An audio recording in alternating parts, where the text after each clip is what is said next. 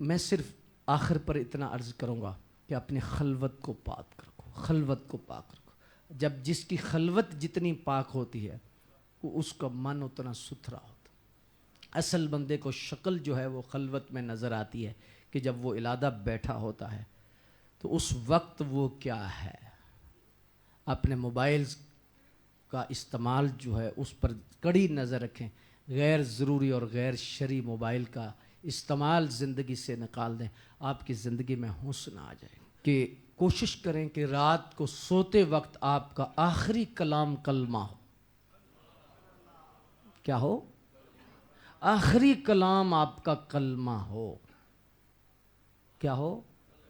آخری کلام سوتے وقت کیا؟ دوبارہ پہ آخری کلام حکمت سے خالی نہیں، میں جو دہرا رہا ہوں، آخری کلام سوتے وقت لا الہ محمد رسول اللہ، اشہد ان لا الہ استغفر اللہ، ذکر خیال اللہ کی طرف۔ یعنی آپ کا آخری کلام کلمہ ہو تو انشاءاللہ مرتے وقت بھی آخری کلام کلمہ ہی ہوگا آپ کو۔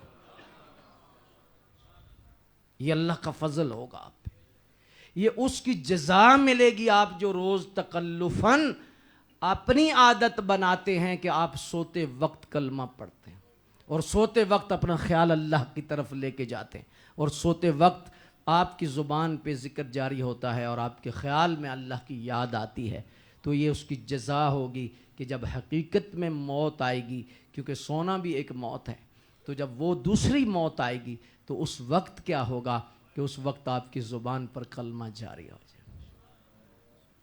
اور آپ کا آخری کلام کلمہ ہوگا۔ اور علماء سے پوچھئے کہ جس کا آخری کلام کلمہ ہو وہ کامیاب، اللہ نے اسے ستھرا کر دیا، اللہ نے اسے کامیاب کر دیا۔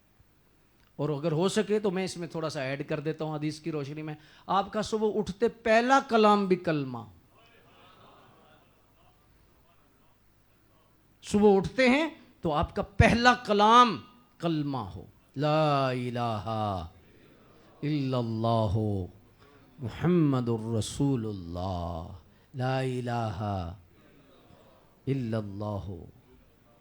بلکہ حدیث شریف میں تو یہاں تک آتا ہے کہ آپ کو رات کو کبھی جاگ آئی، آپ کروٹ بدل رہے ہیں یا پیشاب کے لیے اٹھے ہیں یا کوئی بھی حاجت ہے تو آپ کی جاگ آ گئی ہے، تو فرمایا کہ وہ اس وقت پڑھے اشہد ان لا الہ الا اللہ واشہد ان محمدً عبدہ ورسولہ، کلمہ پڑھے تو فرمایا اللہ اتنا راضی ہوتا ہے کہ اس وقت جو دعا مانگے اللہ قبول فرما۔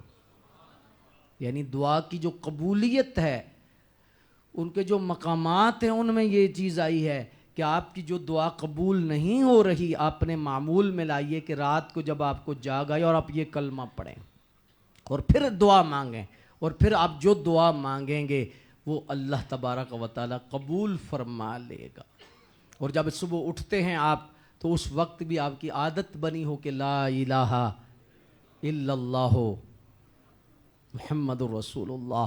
اس کا فائدہ کیا ہوگا کہ جب آپ قبر میں تشریف لے جائیں گے تو سوئے ہوئے ہوں گے اور فرشتے آ کے اٹھائیں گے، تو آپ کی عادت ہوگی کلمہ پڑھنے کی، تو آپ اٹھتے ہی پڑھیں گے لا الہ الا اللہ محمد الرسول اللہ، تو فرشتے کہیں گے کہ جو سوال ہم نے پوچھنے تھے اس نے تو پڑھ کے سنا۔ تو اس لیے آپ کوشش کریں کہ آپ کا آخری کلام سوتے وقت کلمہ ہو اور آپ کا صبح اٹھتے وقت پہلا کلام